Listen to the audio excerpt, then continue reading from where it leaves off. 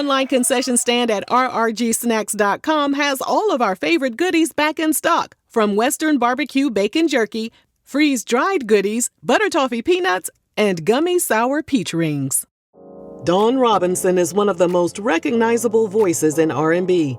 She rose to fame as a founding member of the iconic girl group In Vogue. With powerhouse vocals and undeniable charisma, she helped shape the sound of the 90s, delivering chart-topping hits and unforgettable performances. But behind the glitz and glamour, Dawn's journey has been anything but smooth. From industry battles, financial struggles, and personal hardships that left her fighting to reclaim her career, Dawn's story is a cautionary tale of the dark side of the music business. Despite her talent and early success, she faced betrayals, lost opportunities, and had painful setbacks that left fans wondering, how did one of R&B's brightest stars end up here? This is the tragic story of Dawn Robinson. The highs, the heartbreaks, and a messy-ass ex-husband. Terry, Dawn, Cindy, and Maxine, better known as In Vogue, released their hit song Don't Let Go, Love in 1996 for the Set It Off soundtrack. After the track's success, they started working on their third studio album. As the album neared completion, Dawn became agitated with the unfair practices of the music industry. She told Ebony magazine that their albums were going platinum, and she noticed that their producers were buying multi-million-dollar mansions. At the same time, she and the other members of In Vogue were getting paid a couple of pennies for each album they sold. Dawn started to ask, "Where's the money?" Because she chose to speak up, she was considered difficult to work with and left the group in 1997. Well, that's her story, at least. Her ex-husband, Andre Allen, whom she married in 2003, said in a MySpace blog that Dawn was kicked out of the group because she was the most difficult person in the world to deal with. Meanwhile, Raphael Sadiq of Tony decided to leave the group after the release of their fourth album, 1996's platinum-selling House of Music. Fame, finances, miscommunication, and creative differences were unsustainable for the group, which included his half-brother Dwayne Wiggins and their cousin Timothy Riley. And Ali Shaheed Muhammad left the hip-hop group A Tribe Called Quest in 1998. Raphael had been working on solo projects before deciding to try something new. He contacted Ali, who agreed they should create some music together. However, one piece was missing, and since Dawn was also essentially a free agent, they thought she would be perfect for their group. According to the Deseret News, Dawn was considering signing a solo contract. However, she decided to join Raphael and Ali instead. Dawn told Ebony magazine, "I've known Raphael since I was 16, so when he approached me about doing the group with him, he let me know that he didn't have a lot of money with his small label, Pookie Records, and I was fine with that. I knew we could blow up." So, three people who left their respective groups decided it would be a good idea to join forces to create some great music together. What could possibly go wrong? You so messy. Raphael told MTV they were all just chilling one night when the name Lucy Pearl popped into his head. The name then became significant to the trio. He told The Guardian, "Our music has a loose sound and feeling, while what we're doing is something precious to us, like a pearl." He also told the Los Angeles Times that the word Lucy meant a loose business situation, and none of the group members were bound to a multi-year contract. Lucy Pearl was supposed to be a one-year, one-time deal, and with their unique arrangement, the members could pursue outside projects whenever they felt like it. While Raphael thought the short contract was a good idea for everyone involved, Dawn disagreed. She later told Halftime Chat YouTube channel that she didn't read the contract like she should have because she trusted Raphael to have her back. That decision came back to bite her, and she said she didn't realize until it was too late that she had signed a shady deal. From there, Raphael and Dawn have told conflicting stories. Raphael stated that no egos were involved in the process, and the creative process was effortless. Dawn, on the other hand, told Halftime Chat that the album was supposed to be released by June 1999, but by November of that year, they were still trying to figure things out. She said that the delay put her in a financial bind, and it didn't take long before the bank started calling her about past due mortgage payments. Dawn said she spoke to Raphael and told him she needed some money or she would lose her house. She figured Raphael would help her out, especially since she had turned down some major solo deals to join Lucy Pearl in the first place. Dawn said that Raphael told her he didn't have any money to give her up front, but he would figure out how to get her what she needed. When it was time for her to pay the remaining mortgage balance, she said Raphael told her, "I don't know what to tell you. It's every man for himself." In the end, Dawn said she lost her home to foreclosure. While the industry and their fans waited for the album to be released, journalists began to wonder if Lucy Pearl was even a good idea. A writer for The Guardian even warned that supergroups were generally plagued by insecurity, instability, and tantrums. The writer ended the article by saying, "So, Lucy Pearl, be warned. When somebody tells you you're in a supergroup, it is time to check out the job vacancies at McDonald's." Their lead single, Dance Tonight, was released in March 2000, and it was a huge hit. It peaked at number 11 and spent 26 weeks on the charts. The song was also featured on the soundtrack for the film Love and Basketball. 2 months later, their self-titled studio album was released. It perfectly mixed elements of hip-hop, soul, classic rock, and funk. The album was certified gold, and the group was nominated for a Grammy. In September 2000, they released their second single called Don't Mess With My Man, which peaked at number 36 on the Billboard charts. Lucy Pearl was on a roll. Or so we thought. In October 2000, Lucy Pearl appeared on BET's 106 & Park to debut the music video for their song Without You. Fans were shocked to see that there had been a lineup change. Dawn was replaced with the singer Joy from the Dungeon Family. Dawn was just as surprised as the rest of us. She told MTV that even though she always intended to work on her solo album and she knew Lucy Pearl was a short-term project, she was still shocked when she found out she had been replaced without any notice. She was also under the impression that the other group members would go their separate ways as well. So, was Dawn the problem? Did Raphael and Ali have beef with her?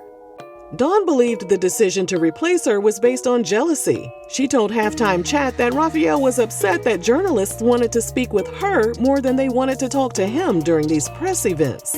But her ex-husband Andre disagreed. In a MySpace blog, he wrote that Raphael kicked her out of Lucy Pearl because her attitude jeopardized the group he worked so hard to build.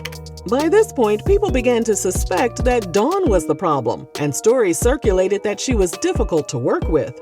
She signed with Dr. Dre's Aftermath Records, but nothing came of the deal except Dawn's 1997 cameo on the Firm's song, Firm Biz. Was it an amicable split between Dr. Dre and Dawn?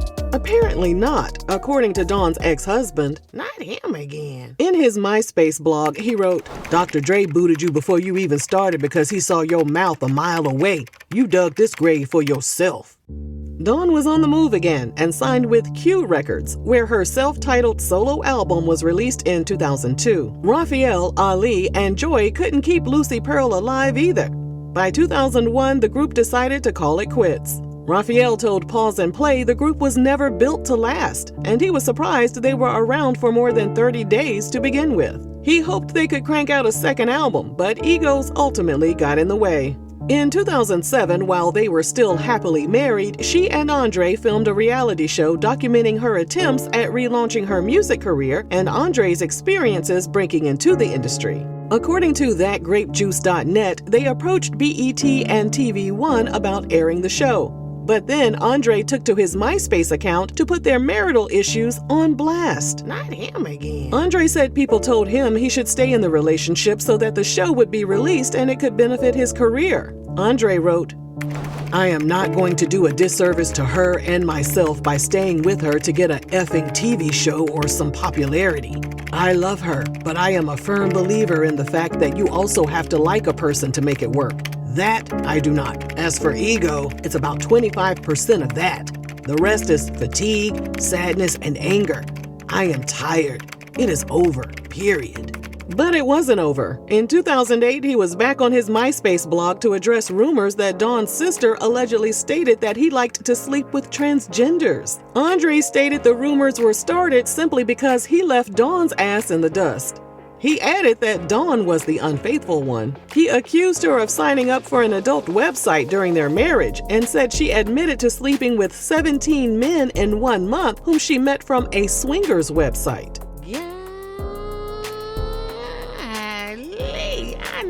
He also said he tried to forgive her and move on, but she would nag, complain, and act like a diva, like she was Beyoncé, every single day. He added, "She is quite literally the stupidest person I have ever met. I fell out of love with her. I left her. Now these idiots are coming to my page trying to destroy my name with my fans? How dare you?" Girl, what fans? They had no children together, and their marriage ended in divorce in 2010. There were talks of a Lucy Pearl reunion, but things went all the way left. Dawn told Essence magazine that Ali felt Raphael had done him wrong by getting involved in side deals without including him. In response, Ali filed a lawsuit against Raphael. Dawn then accused Raphael of letting his big ego tarnish the group. Dawn said she was still open to reuniting with the group. However, Ali was always busy, and there were talks about replacing him with Ali's A Tribe Called Quest group member, Q-Tip. Dawn said that throughout the years, it would always be her and Q-Tip talking about potential projects, and Raphael was nowhere to be found because he tended to disappear at times. As the years passed, resentment set in. She said she still couldn't forgive Raphael and blamed him for her home going into foreclosure. She added, "My credit is still affected to this day, so I don't want to talk to Raphael about anything else. There's nothing we have to discuss." Dawn reunited with En Vogue several times over the years and even went on tour with them. She and her group mate, Maxine Jones, also formed a group called the Funky Divas. In 2013, she joined the cast of TV1's R&B Divas, Los Angeles. During the show, she discussed her romantic relationship with a singer named Christopher Nils Connolly and said she was looking forward to starting a family with him. She also discussed her ex-husband, Andre. She accused him of being physically abusive during their marriage, and she also accused him of conceiving 3 children outside of their marriage. Dawn was noticeably absent during the show's reunion episode. She took to Twitter to explain that she skipped the reunion because she didn't want to participate in buffoonery.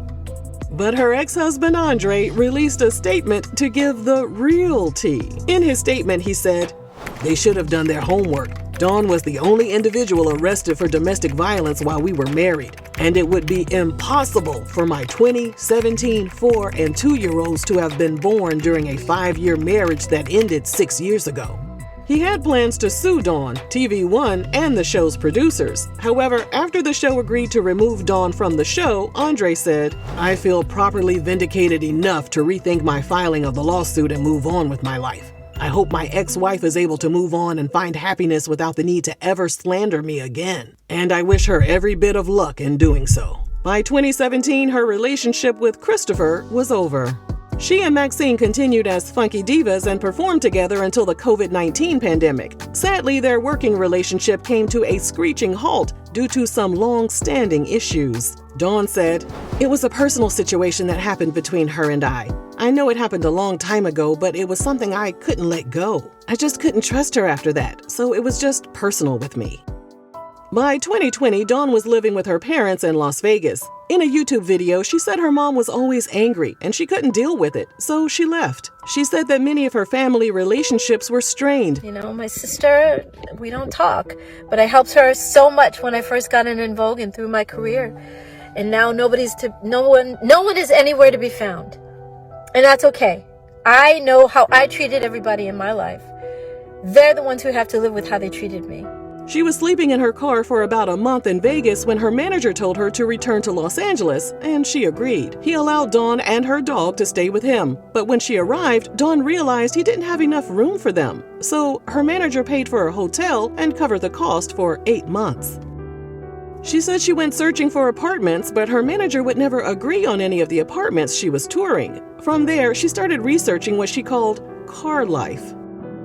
In March 2022, she started living in her car and has lived there ever since. I'm glad that I made this choice because I needed to go through this fire. I miss my family, I miss everybody that I was connected to, but I needed to do this alone and without everybody's judgment or opinions and all of that stuff. I needed to do this for me. In a YouTube video, she said she parks near Malibu and takes showers at a local gym.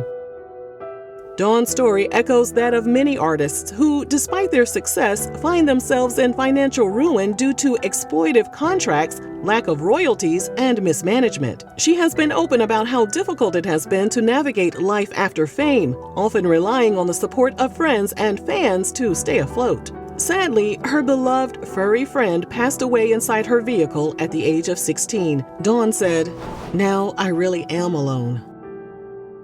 Despite everything, Dawn appears happy with her decision. However, for many of her fans, it's difficult to see one of their favorite artists in this state. Dawn called it an adventure and said she would share the journey in a documentary she hopes to sell to Netflix one day. And while she never reached the solo superstardom many expected, her legacy as a pioneer in R&B music remains intact. However, her story is a reminder of the dark realities of the music industry, the importance of fair treatment for artists, and the importance of having a backup plan if everything goes belly up. Through it all, Dawn continues to fight, proving that resilience and passion can endure even in the face of adversity. Are you surprised by what happened to Dawn Robinson? Leave your thoughts down below. And thanks for watching RRG.